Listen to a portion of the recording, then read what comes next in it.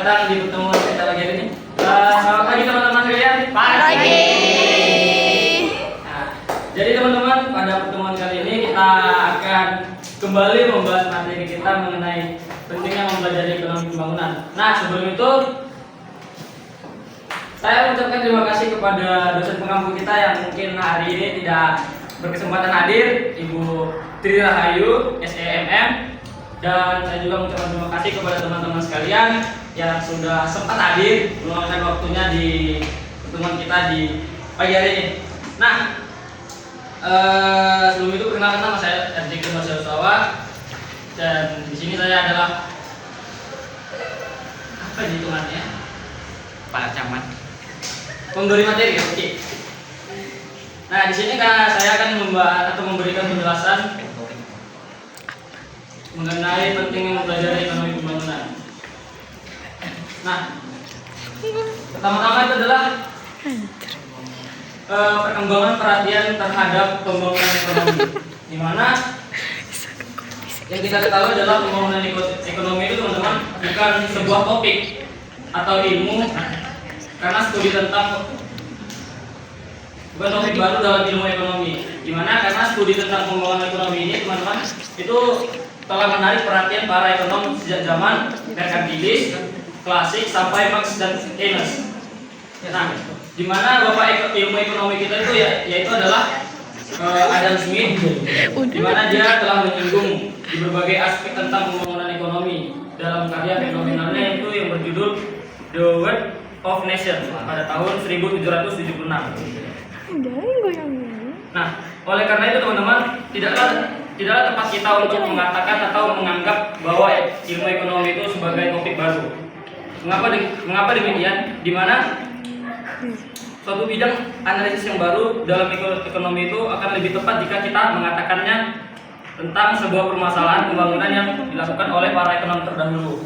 Dan itu merupakan suatu bisa dikatakan kebangkitan kembali untuk memperhatikan masalah-masalah yang dianalisis oleh para ekonom terdahulu.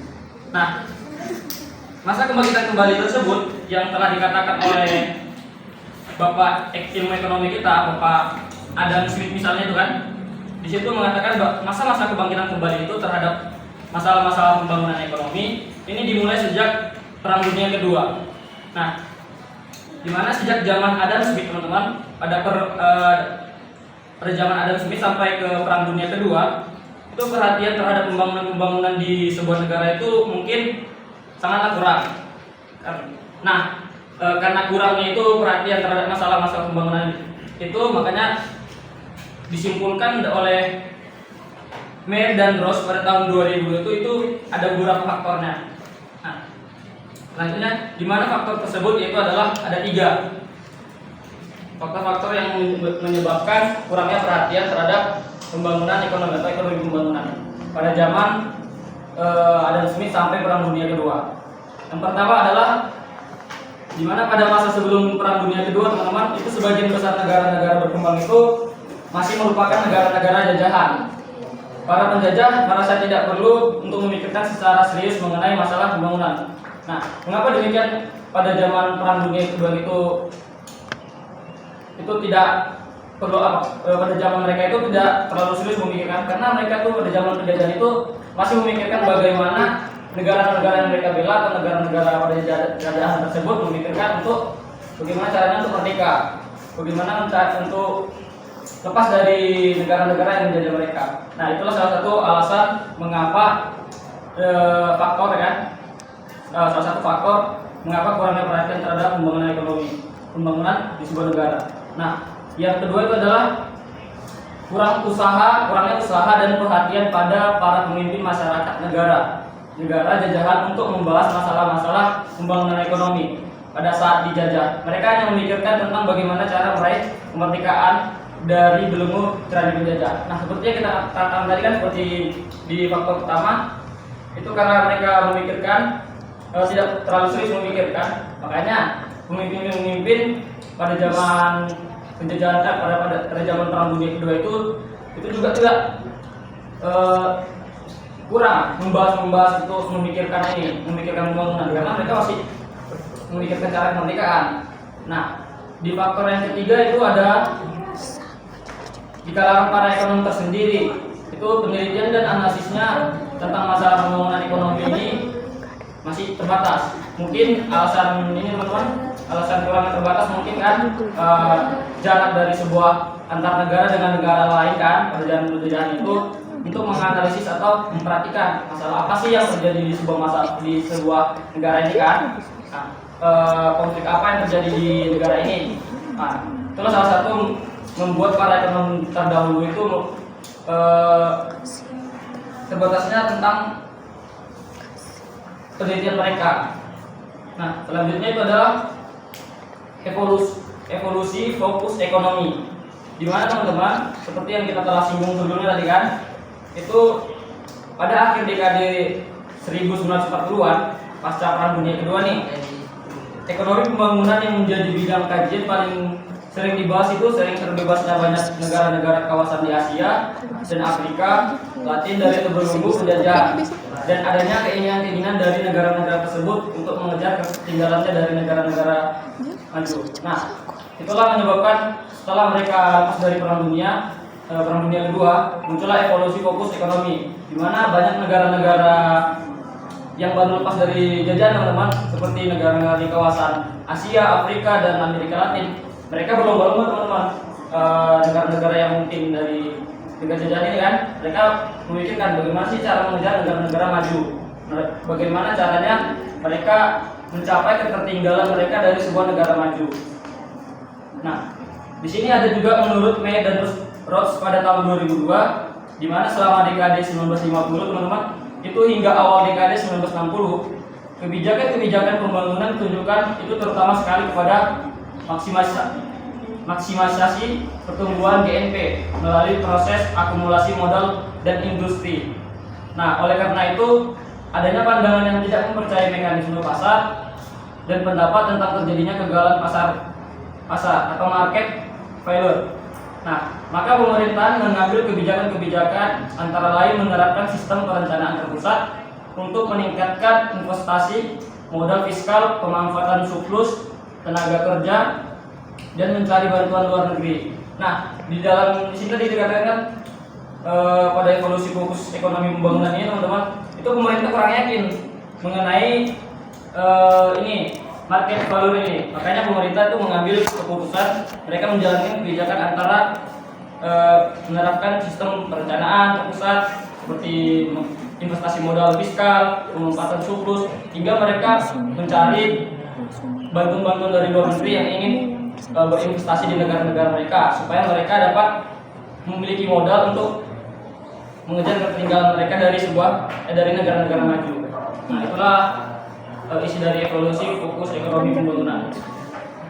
Nah, cakupan bahasan ekonomi pembangunan, di mana teman-teman di sini ada beberapa pandangan dari ekonomi kan, mengenai aspek yang berkaitan dengan masalah-masalah pembangunan di negara sedang berkembang, yaitu di mana sini ada satu seperti yang kita kenal adalah Rancic 1975 dan Reynolds 1969. Nah, namun teman-teman, pola pembahasan yang seragam seperti analisis ekonomi mikro ini atau makro itu atau ekonomi internasional Reynolds 1969 itu tidak akan kita temui dalam analisis pembangunan teman-teman. Tetapi cabang ilmu ekonomi ini teman-teman belum memiliki suatu pola analisis tertentu yang memiliki suatu pola analisis tertentu yang dapat kita terima secara umum. Nah, makanya nanti di sini dikatakan karena belum diterima secara umum, di sini adalah beberapa pola analisis yang dapat diterima secara umum. Itu disebabkan ada beberapa faktor teman-teman. Dan faktor pertama itu adalah karena kompleksitas, di mana teman-teman karena kompleksitas itu masalah pembangunan yang banyaknya faktor itu mempengaruhi pembangunan, yang mana mengakibatkan melebarnya topik pembahasan di dalam ekonomi pembangunan. Adanya beberapa masalah utama ekonomi pembangunan, yaitu di mana masalah-masalah pertumbuhan ekonomi, kemiskinan, ketimpangan pendapat, pembentukan model, tingkat tabungan domestik, tingkat tabungan transportasi struktural, dan bantuan luar negeri. Nah, itu adalah cakupan, dan itu adalah faktor pertama. Dan faktor kedua itu ada tidak adanya teori pembangunan yang dapat menciptakan suatu kerangka dasar. Nah, itu adalah faktor kedua dari mungkin pola analisis yang dapat kita terima. Nah, karakteristik umum negara-negara berkembang.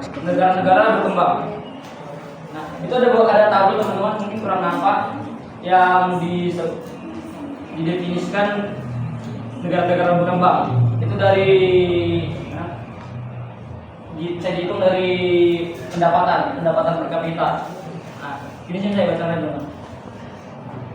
Di sini kelompok-kelompok negara yang dianggap mungkin masih berkembang itu adalah pendapatan per kapita masih rendah, seperti negara Kamboja, Laos, Kenya, Bangladesh, Vietnam. Nah, untuk negara-negara yang memiliki penghasilan per kapitanya itu menengah, itu ada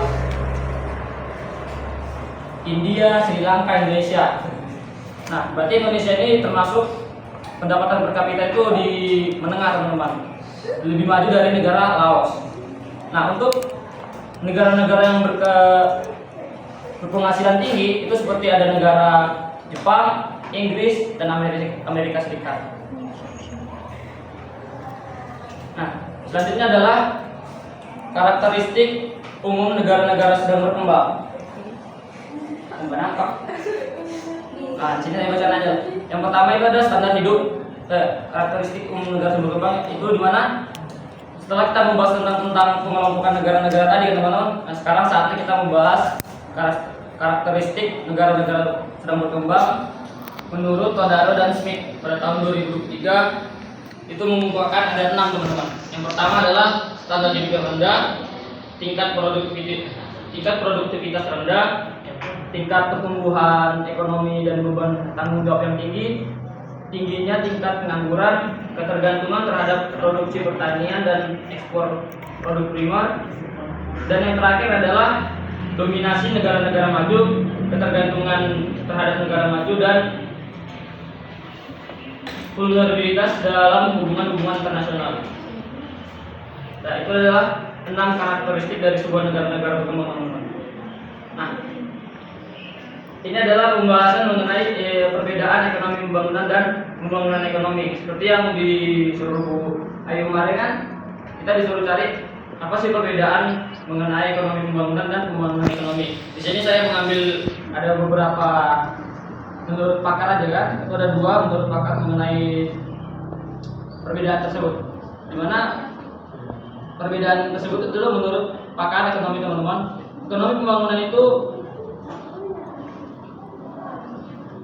ekonomi pembangunan asal Indonesia Les Collin Arshad, di mana ekonomi pembangunan adalah bidang studi dalam ilmu ekonomi yang mempelajari tentang masalah-masalah ekonomi di negara-negara berkembang dan kebijakan-kebijakan yang perlu dilakukan untuk mewujudkan pembangunan ekonomi.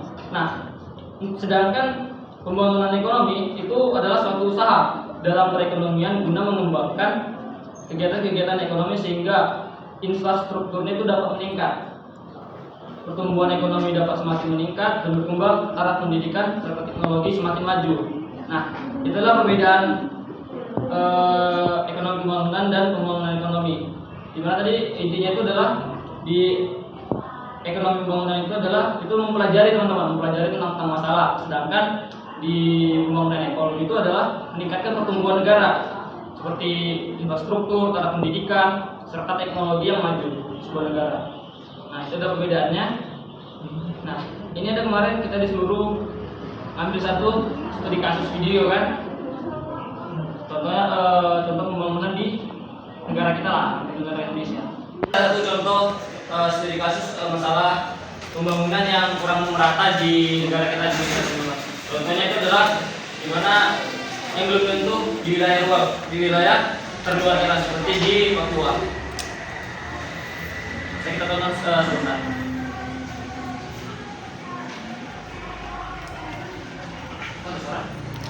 Adalah dengan pemberian dana otsus yang tentunya harus disertai dengan edukasi sosialisasi agar implementasinya dapat dilakukan dengan maksimal untuk kepentingan masyarakat. Saat ini saya berada di Kampung Soek di Kabupaten Supior, Papua. Mari kita melihat bagaimana kondisi rumah masyarakat dan infrastruktur yang kurang layak, air bersih yang sulit diakses, hingga fasilitas pendidikan yang kurang memadai, membuat Kabupaten Supior tertinggal dibandingkan kabupaten lain di Papua. Selain pembenahan fasilitas pendidikan, warga meminta agar pemerintah setempat segera membangun jembatan serta dermaga perahu nelayan yang layak dan lebih kuat. Warga juga meminta fasilitas penunjang ekonomi masyarakat yang mayoritas bermata pencaharian nelayan. Sangat mengharapkan pemerintah untuk peduli kepada kami tentang bantuan yang canggih, yaitu fiber dengan Projoson, dengan minyak bensin dengan harga yang mungkin mau dibilang murah ya. Berarti tidak perlu masyarakat bergerak pemerintah tentang bantuan, mengharapkan orang belas kasihan pemerintah lagi, mereka sudah bisa mencari makan sendiri. Anggota Komisi 1 DPR RI Dapil Papua yang Permenas Maminas akan mendorong pemerintah pusat mencari skema pemberian subsidi agar pendidikan dan layanan kesehatan gratis bagi orang asli Papua lewat dana otonomi khusus. Yang juga mendorong agar pemerintah mengalokasikan anggaran untuk memenuhi sarana prasarana penunjang perekonomian masyarakat, juga penyediaan rumah layak huni. Selain pelayanan kesehatan, tapi juga pendidikan gratis, ya, kemudian juga aspirasi dari para nelayan di sini untuk dukungan motor tempel dan perahu fiber. Ini kita akan lanjutkan dengan TKP untuk memberikan alokasi buat masyarakat yang ada di Pulau Terluar ini. Ya, kemudian juga infrastruktur mereka minta untuk nelayan ini kita bangun di beberapa kampung. Ya. Rumah layak ini memang bertahun-tahun dioperasikan, tapi memang dengan jumlah warga negara yang banyak ini 300 juta hampir memang tidak cukup juga, tapi secara bertahap mudah-mudahan di Lombok ini bisa membantu dan Kabupaten Supior merupakan wilayah terluar yang berbatasan dengan Samudra Pasifik, Selat Yapen, Selat Aruri, dan Kabupaten Biak Numfor. Adapun perairan Kabupaten Supior memiliki potensi perikanan yang besar karena terdapat berbagai jenis komoditi hasil laut bernilai ekonomis tinggi. Pemberian dana otonomi khusus langsung ke kabupaten kota di Papua diharapkan implementasi dana otsus lebih maksimal dan tepat sasaran. Keceriaan anak-anak di Kampung Soek, Kabupaten Supior, Papua. Keceriaan ini tentunya akan semakin baik dengan didukung oleh pendidikan yang baik. Tika Berengau, Fatih Julian, dan Papua, Kabupaten Supior, Papua. 1, 2, 3, aku cinta Papua. Nah itu teman-teman salah satu mungkin contoh pembangunan ekonomi yang ada di Indonesia yang kurang merata ya teman-teman. Dimana tadi kan karena kurangnya perhatian dari pemerintah kita, pemerintah pusat untuk ke daerah tersebut, hingga pendidikan di daerah tersebut itu infrastrukturnya dan mungkin peralatan-peralatannya kurang memadai. Serta contoh tadi kan dimana di situ dari jenis transportasi mereka pun kurang memadai karena tidak ada perhatian dari pemerintah kita.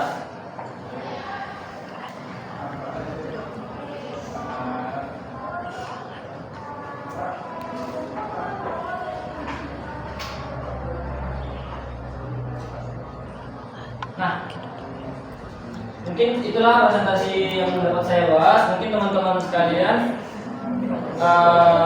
sini saya akan membuka sesi tanya jawab kepada teman-teman sekalian. Mungkin ada teman-teman yang mungkin kurang mengerti atau bisa ditanyakan kembali. Dan 3 aja sampai 23. oh, udah 3 pertanyaan. Nah, di sini yang bertanya. Oke, siapa namanya? Anissa. Nur Akila. Assalamualaikum warahmatullahi wabarakatuh. Waalaikumsalam warahmatullahi wabarakatuh. Saya ingin bertanya pada kelompok 1, yaitu bagaimana kebijakan ekonomi pembangunan dapat mempengaruhi stabilitas sosial dan politik di suatu negara. Kebijakan ekonomi pembangunan dapat mempengaruhi stabilitas sosial dan politik di suatu negara.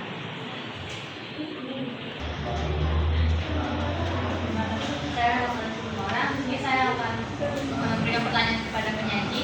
Seperti yang telah disampaikan tadi, ada contoh kasus ya tentang ekonomi pembangunan perang rata di daerah terluar. Jadi kira-kira apa peran mahasiswa yang dapat dilakukan untuk mendukung pembangunan ekonomi di Indonesia? Assalamualaikum warahmatullahi wabarakatuh. Waalaikumsalam warahmatullahi wabarakatuh. Ini saya ingin bertanya kepada Bapak penyanyi. Apa tantangan yang dihadapi oleh negara berkembang dalam mencapai pembangunan ekonomi yang berkelanjutan? Dan bagaimana solusi yang dapat diimplementasikan untuk mengatasi tantangan tersebut? Baik, Cindy, terima kasih atas pertanyaannya. Izinkan saya sedikit mengambil waktu untuk menjawab pertanyaan-pertanyaan dari teman-teman sekalian. Dan terima kasih dari saudari Anissa. Yang pertanyaannya tadi itu adalah bagaimana kebijakan ekonomi pembangunan dapat mempengaruhi stabilitas sosial dan politik suatu negara. Nah, gimana teman-teman? Itu kebijakan ekonomi pembangunan itu dapat memiliki dampak yang sangat signifikan terhadap stabilitas sosial dan politik suatu negara. Di mana hubungan antara ekonomi, sosial, dan politik itu sangat erat. Dan kebijakan yang diambil oleh pemerintah itu dalam bidang ekonomi dapat mempengaruhi berbagai aspek kehidupan masyarakat. Nah, di mana aspek-aspek tersebut itu yang mempengaruhi stabilitas sosial dan politik itu ada pertumbuhan ekonomi dan kesejahteraan, ada pemerataan dan ketimpangan, ada penanggulangan kemiskinan. Di mana teman-teman di pertumbuhan ekonomi dan kesejahteraan itu adalah dimana kebijakan ekonomi yang mendorong pertumbuhan ekonomi, penciptaan lapangan kerja, dan peningkatan pendapatan masyarakat dan memperbaiki kesejahteraan rakyat. Dan selanjutnya itu adalah pemerataan dan ketimpangan, di mana kebijakan ekonomi pembangunan yang tidak memperhatikan pemerataan pendapatan dapat memperburuk ketimpangan ekonomi di negara tersebut. Nah, yang ketiga adalah penanggulangan kemiskinan. Kebijakan pemerintah juga teman-teman itu yang berhasil mengurangi kemiskinan, misalnya dengan menyediakan akses yang lebih baik terhadap pendidikan, kesehatan, dan layanan dasar lainnya, serta dapat meningkatkan kepercayaan masyarakat terhadap pemerintah. Itulah jawaban dari saya. Bagaimana terhadap saudari Anissa? Apakah jawabannya mungkin sudah pas atau kurang pas? Terima kasih atas jawabannya. Saya merasa sudah pas dan bisa menjadi pembelajaran saya. Mungkin teman-teman ada yang ingin menambahkan atau yang kurang cocok dengan jawaban yang saya berikan, atau pemaparannya kurang lebih dapat dipahami? Mungkin cukup. Baik, selanjutnya saya akan menjawab pertanyaan dari saudari Laila. Dimana tadi pertanyaan itu adalah kira-kira kan, apa peran mahasiswa di dalam dapat dilakukan mahasiswa dalam mendukung pembangunan ekonomi di Indonesia. Nah, yang perlu kita ketahui teman-teman, itu mahasiswa itu sangat memiliki peran penting terhadap mendorongnya atau menyongsong pembangunan ekonomi yang ada di Indonesia. Dimana kita mengingat teman-teman, peran mahasiswa ini sebagai agen perubahan, intelektual muda, dan calon pemimpin masa depan. Nah, mungkin di sini ada beberapa yang dapat mahasiswa lakukan untuk mendukung pembangunan ekonomi di Indonesia untuk lebih merata lagi. Yang pertama adalah meningkatkan kapasitas diri, di mana di sini dikatakan meningkatkan kapasitas diri itu adalah mahasiswa ini dapat berkontribusi teman-teman dengan fokus mengambil atau pada pengembangan kemampuan akademis serta keterampilan teknis dan relevan dengan kebutuhan ekonomi. Nah, misalnya itu teman-teman mahasiswa jurusan ekonomi, teknik, sains, dan teknologi yang dapat memanfaatkan pengetahuan mereka untuk menciptakan inovasi yang mendukung efisiensi ekonomi, teknologi ramah lingkungan, atau model bisnis yang dapat membantu masyarakat. Nah, yang kedua adalah yang bisa diambil mahasiswa untuk mendukung pengembangan pembangunan Indonesia adalah mengembangkan jiwa kewirausahaannya, di mana mahasiswa dapat berperan sebagai wirausahaan muda dengan membangun usaha yang berdampak sosial dan ekonomis bagi masyarakat, serta di mana ketika mahasiswa itu menjadi kewirausahaan itu dapat menciptakan lapangan kerja melalui usaha kecil atau menengah. Nah, mereka juga dapat mengurangi pengangguran, meningkatkan pendapatan masyarakat, serta mendistribusikan hasil pembangunan ekonomi di berbagai lapisan masyarakat. Nah, mungkin itu adalah salah satu cara peran mahasiswa untuk mendukung pembangunan ekonomi di Indonesia sebagai untuk mendukung pemerataan pembangunan Indonesia. Untuk saudari Rela, bagaimana atas jawabannya? Apakah pas atau kurang pas? Mungkin ada teman-teman juga yang bisa menambahkan nanti biar lebih dapat kita pahami bersama.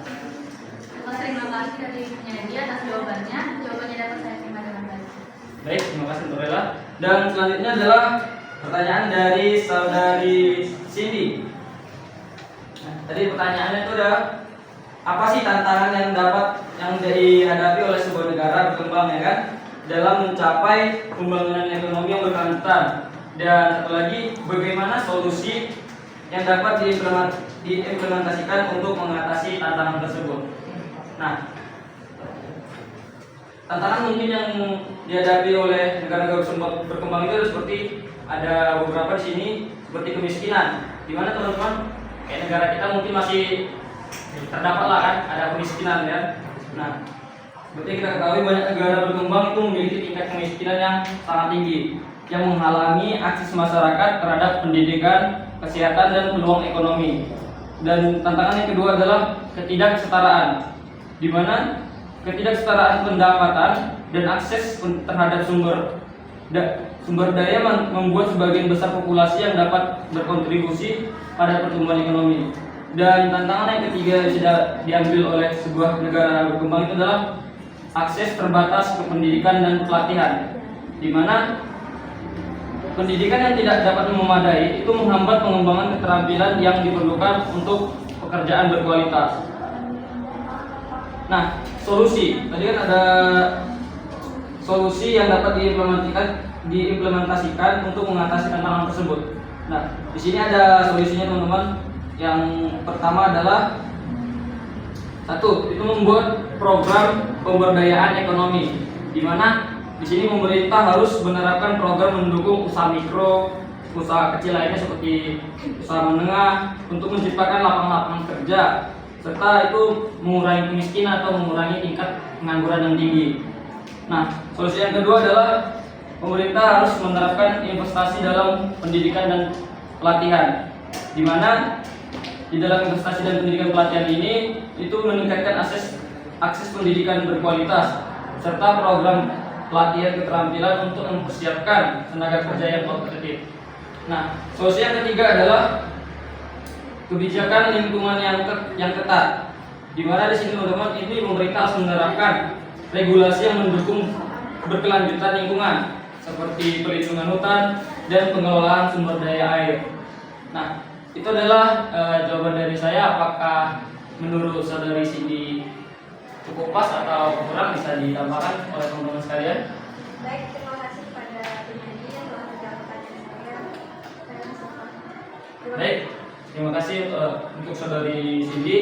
Nah, itulah teman-teman dari penjelasan pemaparan dari materi yang bisa saya presentasikan atau bisa saya berikan kepada teman-teman. Nah, kita sudah berada di ujung atau di akhir presentasi, di mana di sini saya akan memberikan kesimpulan dari pembelajaran hari ini. Itu di mana kesimpulannya adalah pembangunan ekonomi itu bukanlah satu topik baru dalam ekonomi.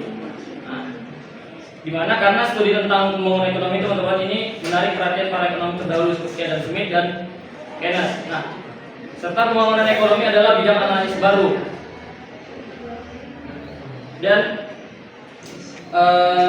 pada tahun 1940-an pembangunan ekonomi juga menjadi perhatian utama ketika banyak negara-negara di berbagai Asia, Afrika, dan Amerika Latin itu berjuang untuk beradaptasi terhadap dampak depresi seperti trade-off antara pertumbuhan ekonomi dan pembangunan ekonomi. Namun efektivitas pembangunan tersebut itu ekonomi itu seringkali dipengaruhi oleh beberapa pola pikir masyarakat, yang dimana seringkali juga dipengaruhi oleh tingkat kemajuan perekonomian. Nah, oleh karena itu pembangunan ekonomi bukanlah bidang studi baru dalam ilmu ekonomi. Jadi itulah kesimpulan dari presentasi hari ini, dan saya akhiri. Terima kasih buat semuanya. Selamat pagi. Selamat siang. Ya.